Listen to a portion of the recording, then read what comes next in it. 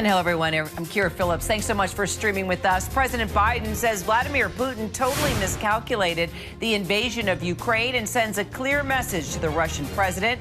He will suffer disastrous consequences if he carries out those threats of nuclear war.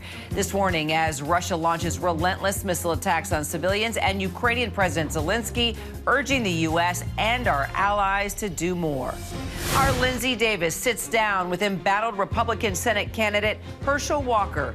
His campaign rocked by allegations that the anti-abortion former football star paid for an ex-girlfriend's abortion. What this means for Georgia and the Senate with midterms just weeks away. Serial stunner Adnan Syed, a free man after all charges are dropped in the murder of his ex-girlfriend after spending more than half of his life behind bars. The new evidence that exonerated him. We'll hear from the state attorney who dismissed the case coming up. But we begin with the war in Ukraine. President Biden sending a chilling new nuclear message to Vladimir Putin, giving his first interview since the Russian counterattack on Ukrainian cities. Biden calling the Russian president a rational actor, but that he severely miscalculated this war. Senior White House correspondent Mary Bruce is at the White House with the latest. As Russia escalates its offensive and Putin continues to threaten a nuclear attack, President Biden warning of the risks of this moment. The miscalculation could occur. No one can be sure what would happen, and it could end in Armageddon. Putin has said he isn't bluffing about the potential use of nuclear weapons, but Biden disagrees, saying despite Russia's setbacks on the battlefield in Ukraine, he doesn't think Putin will actually go that far. I don't think he will, but I think it's irresponsible for him to talk about it. I think he is a rational actor who's miscalculated significantly. In a CNN interview, the president asked if he had instructed the Pentagon to game out a nuclear scenario just in case. The Pentagon didn't have to be asked. The war in recent days escalating to new heights. Russia bombarding civilian targets and critical infrastructure across Ukraine for 3 straight days. Firing more than 100 missiles and dozens of drones, killing at least 19 people, some of the strikes captured in these videos circulating online. The United Nations condemning the attacks as particularly shocking. Biden Tuesday joining the G7 leaders for an emergency meeting with Ukrainian President Zelenskyy. The allied leaders are pledging to stand with Ukraine for as long as it takes, but Zelensky's urging them to do more. Щит для України. Calling for more sanctions and air defense systems. The U.S. Tuesday sending 4 more longer-range missile systems, along with more advanced air defense systems from Germany. Now, Biden says he has no intention of meeting with Vladimir Putin at the G20 summit next month. Biden making it very clear that meeting one-on-one with Putin to discuss Ukraine is simply off the table, that he won't negotiate without the Ukrainians present. But Biden does say that if Putin wants to discuss other issues like the release of WNBA star Brittany Griner, well, then the president says he would be willing to meet with him. Kira? All right, Mary Bruce at the White House. Thanks. Meanwhile, more Russian attacks overnight and today across Ukraine. The Ukrainian Emergency Services releasing this footage of a family being rescued from under the rubble of their home today. That rescue team helping a young girl squeeze through a small opening from the basement, followed by her mother and then her father. Meanwhile, Russia's domestic intelligence services has said 8 people have been arrested in connection with the bombing of a bridge in Crimea. 5 of the arrested are Russian. ABC News' Britt Clennett is in Kyiv with the latest. So, Britt, Russia continues launching these relentless missile attacks on civilians while Ukrainian President Zelenskyy is urging the U.S. and our allies to do more.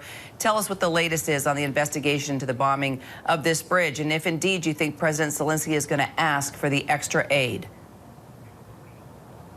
Well, they're continuously saying they do want more air defense systems, but Russia now says, as you say, it's detained 8 people in connection with that bridge attack. They say 5 were Russians, others were Ukrainian and Armenian. It says Ukraine is behind the attack, but as we know, Ukraine has never claimed responsibility directly.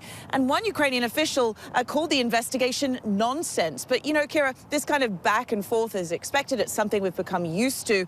And, you know, we may never know what exactly happened, but it certainly marked an escalation in this war, as we saw with the attacks across the country, including the capital here for the first time in the city center.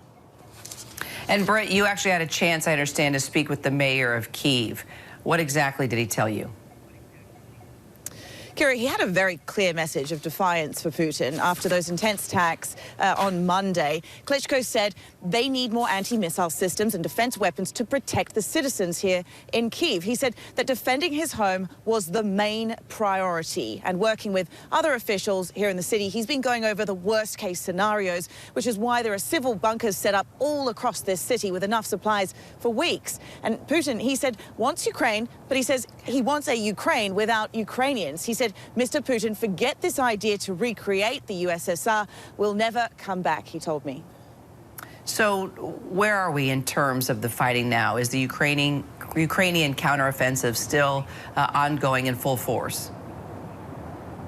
Yeah, the Ukrainians are continuing to make headway in the south and in the east, but we are seeing more attacks on civilians by the Russians. You know, there was an attack on a market in the eastern town of Avdiivka, killing at least 7. You know, the strike took place at a busy time, which is something we saw on Monday, too. These peak hour attacks for maximum impact, shelling in Nikopol, too, severely injuring several people, including, Kira, a 6-year-old girl.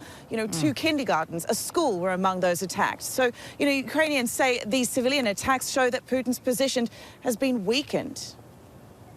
Yeah, hopefully it'll keep weakening. Britt Clint in Kyiv, thank you so much. Turning now to Your Voice, Your Vote. ABC News Live Prime anchor Lindsay Davis sits down with Georgia Republican Senate candidate Herschel Walker as his campaign continues to be embroiled in scandal. Lindsay pressing the former football star who opposes abortion rights on those allegations that he paid for an ex-girlfriend's abortion. Take a look. Top Republican leaders are flocking to the Peach State to show their support for Georgia's embattled Republican Senate candidate Herschel Walker. What we got to do is stand up. The former football star is locked in a heated battle with Democrat incumbent Senator Raphael Warnock. What happens when the vote is cast in 4 weeks could very well determine which party controls the Senate. The close race got even tighter when Walker's campaign was rocked by allegations that the staunchly anti-abortion Heisman Trophy winner paid for a former girlfriend's abortion. Inside this Georgia gym, he sat down with us for his first network interview where he pushed back on the claims against him. If I can just get you to say a yes or a no, did you ever have a conversation with this woman at any time about an abortion? No. Did you ever, to your knowledge, give money to pay for the cost of an abortion? No. Is she lying? Yes, she's lying. Yeah, she's lying. Yes, she's lying. ABC News has not independently confirmed the woman's account, but the Daily Beast and New York Times report that she showed them a receipt from the abortion clinic, a $700 check she says is from Walker, and a get well card she says he sent her after the abortion. The Washington Post reported that she claimed she had to press Walker to pay for the abortion, saying, "Both of us did this. We both know how babies are made." This same woman says that you have a 10-year-old son who you've only seen 3 times. Is that true? Well, that's not true. I've seen him a little bit more than that. But that's one of the things I don't get into because they make it difficult for me to see him. But he says he's been very present in his son Christian's life, which is why he says he's perplexed by this video he released last week. Family values people. He has 4 kids, 4 different women, wasn't in the house raising one of them. Christian says, though, that you're an absent father. Do you disagree? Oh, I love Christian, and that's what's so funny. I love Christian, and I've always will love Christian. But I don't think anybody's questioning your love for your son. Well, they know I've been with my son through everything, and that's what I'm saying. There was an interview you did last year with Diamond and Silk when you said, as far as talking about and being very critical of black fathers being absent. And you said, you know, it may be that you have to leave the mother, but don't leave the child. Right. Do you feel that you have been there for all 4 of your children? Yes, I have. If they needed me, they know we called. Tell me about your position on abortion. I'm pro-life. I believe in life. I'm a Christian. I believe in life. No exception. Well, I believe in the Georgia heartbeat bill. You know, that has exceptions in it. In the case of incest or rape, or the mother's life is at stake if she brings the pregnancy to full term? The Georgia heartbeat bill accounts for all that. And that's what I say. It's in a democratic process of the people. And that's what I've said. I said, guys, I believe in life. I'm a Christian. Walker says his biggest accomplishment is his children and also this run for the Senate. You're really passionate about this. I am. I told everyone, I'm not running because I want to be a senator. I'm running because I'm sick and tired. People are dying.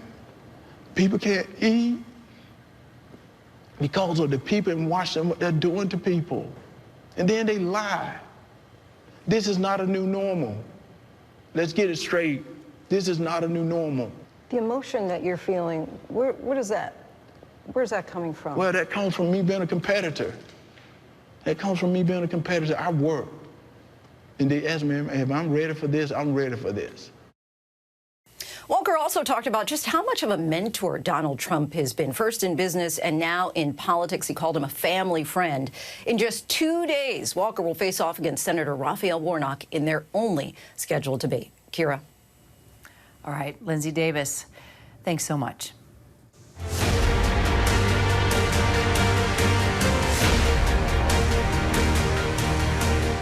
Well, the House Select Committee investigating the January 6th attack on the Capitol is set to hold its final hearing tomorrow after postponing it due to Hurricane Ian. Committee members teased substantial footage and significant witness testimony, saying it would be more sweeping than past hearings and will tell the story about a key element of former President Trump's plot to overturn the 2020 election. ABC News investigative producer Catherine Falter is joining me now live, along with ABC News contributor and former federal prosecutor Con Nowadaye for more. So, Catherine, let's start with you. The committee has interviewed more witnesses since their last hearings, including Ginny Thomas, that conservative activist, also wife of Supreme Court Justice Clarence Thomas. Let's talk about how she fits into this investigation. Yeah, so Ginny Thomas was significant because she was exchanging text messages with the former chief of staff, Mark Meadows.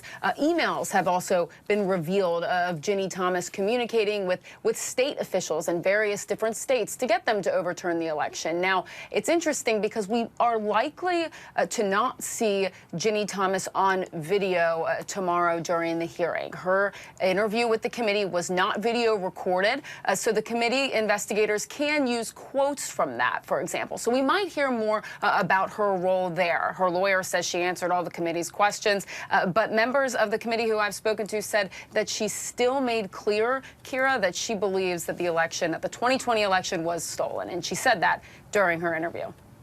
So, Con, how concerning is it for the wife of a Supreme Court justice to be lobbying the White House chief of staff to challenge the results of an election? It's very concerning, merely from the fact that of who her husband is, and that her husband may potentially at some point have to rule on matters relating to election processes. So, I mean, as a matter of fact, there is an appeal pending before Justice Thomas relating to the Mar-a-Lago search, where former President Trump is asking the Supreme Court to intervene in the 11th Circuit's decision in that case. So it is concerning. So then, Con, if any case stemming from this investigation find its way to the Supreme Court, should Clarence Thomas just recuse himself? I don't think it's absolutely necessary, but you can't help but think that there is an appearance of a conflict. So it is disturbing. It's something that he should consider as a justice of the Supreme Court. And frankly, even though this appeal is before him right now, my bet is, in all likelihood, it'll get referred to the entire Supreme Court. So, Catherine, why hold this hearing now with the midterms just under a month away? I mean, could the committee be planning an October surprise here? Well, look, I think there's definitely the political element of this in the back of their minds as they've been scheduling this. Of course, it was delayed, as you mentioned, due to the hurricane. But look, there's still questions, Kira, that we're waiting on answers to. One of those being whether the committee, for example, issues a subpoena to former President Trump, whether they invite him to come publicly to an open hearing. That's still something that we're waiting on as well. And look, this isn't the last thing that we're going to see. There's also likely going to be a report that this committee issues that they've been writing. When that comes out is still to be determined. One of the members of the committee said we probably won't see that until November. So really right up until the midterms. So, Con, do you expect the committee to make a formal criminal referral to the Justice Department? And if so, what would that look like? And do you expect that that would lead to the Attorney General actually filing criminal charges against the former president and or his inner circle? To the first question, whether they'll make a criminal referral, that's up to the committee. And it sounds like, as it's been reported, that the committee wants to be unanimous about that. And all a referral would be a simple document that says, hey, we'd like you to look at this. We think a crime has been committed. And whether you have a referral or not, DOJ is going to do what it's going to do anyway. So already we know that DOJ is looking at the fake electors part of the scheme that the committee had highlighted. And similarly, Georgia, the state of Georgia, is already looking at the Georgia election interference part of the scheme that the committee has already kind of told the American public about. All right, Con, Catherine, thanks so much. We will have full coverage of the House January 6th committee's hearing, of course, tomorrow starting at noon Eastern right here on ABC News Live. Coming up, the serial podcast stunner. He spent half his life in prison. Now the new evidence that exonerated him. We'll hear from the state attorney general who dismissed the case when we come back.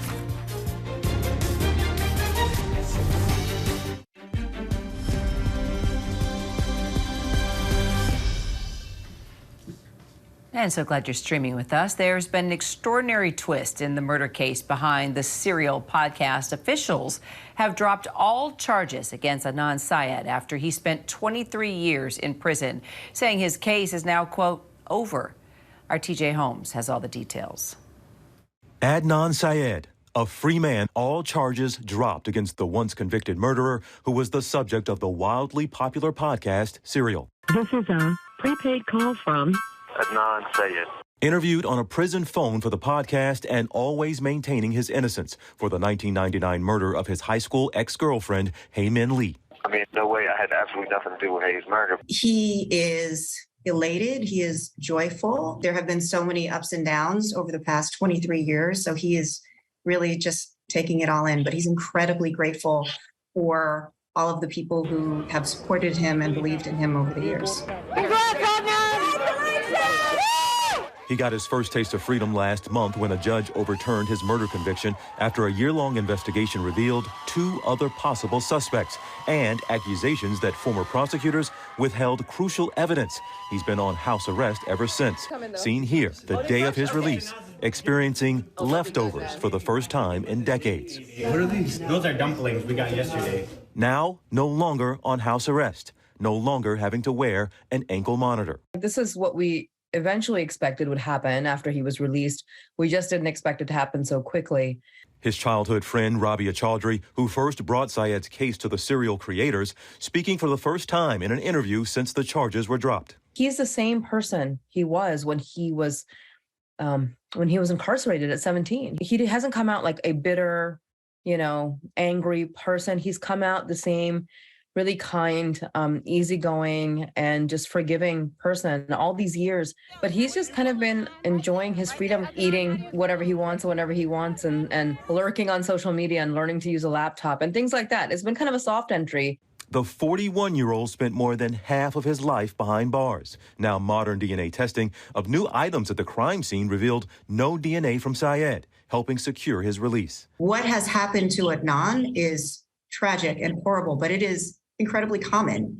It has shined a light on a wrongdoing that happened to Adnan, but happens to criminal defendants all over the country.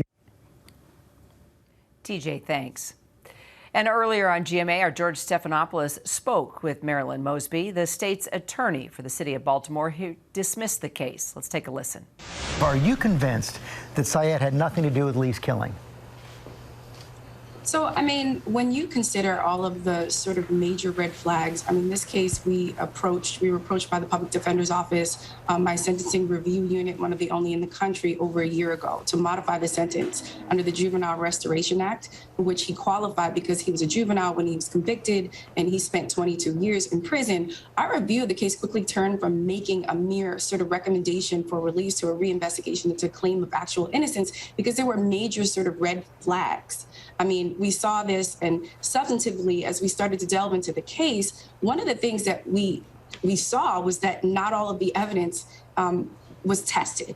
And so the first round of DNA testing, we didn't produce results. But following the completion, as you've already noted, of the second round of DNA, we found that there was a DNA mixture of multiple contributors and they excluded Adnan Syed, right? And so when you couple that with all of the other major sort of reliability issues in this case, from, that call into question the integrity from the beginning, the Attorney General's office failing to disclose relevant information on the alternative suspects, one of whom threatened to kill and had motive to kill this victim, both of whom had a pattern of violence against women and sexual assault, the improper clearance of the suspects by investigators based on faulty polygraph tests, the faulty cell site information that is used today that was used then that wouldn't be used today, and the detective that was implicated in a wrongful conviction before. There were so many red flags, and this was really the nail in the coffin that assured me, which is why I instructed my prosecutors to dismiss the case yesterday. So did the DNA implicate those other two suspects?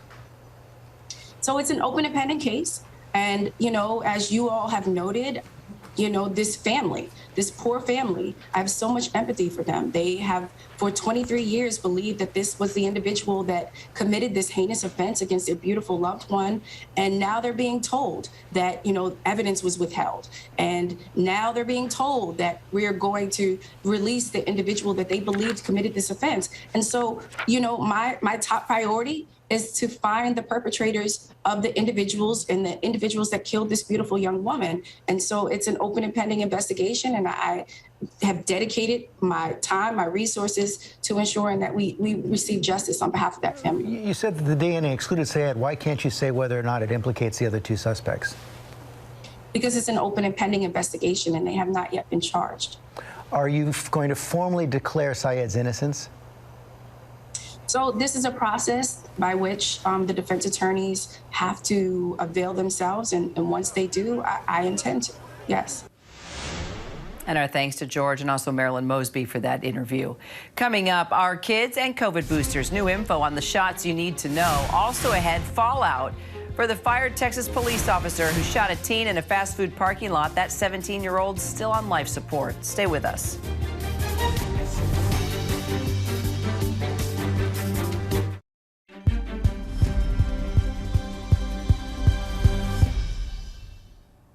And welcome back to ABC News Live. The FDA authorizes bivalent boosters for children 5 and older for Pfizer's vaccine and children 6 and up for Moderna.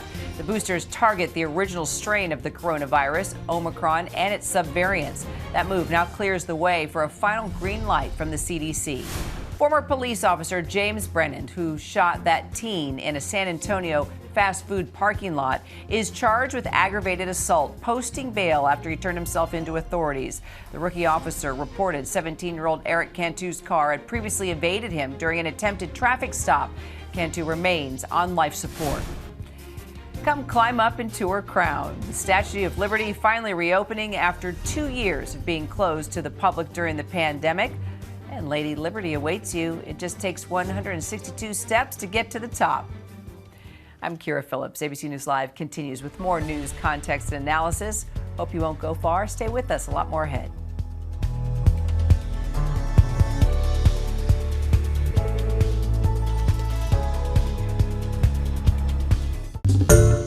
Hi, everyone. George Stephanopoulos here. Thanks for checking out the ABC News YouTube channel. If you'd like to get more videos, show highlights, and watch live event coverage, click on the right over here to subscribe to our channel. And don't forget to download the ABC News app for breaking news alerts. Thanks for watching.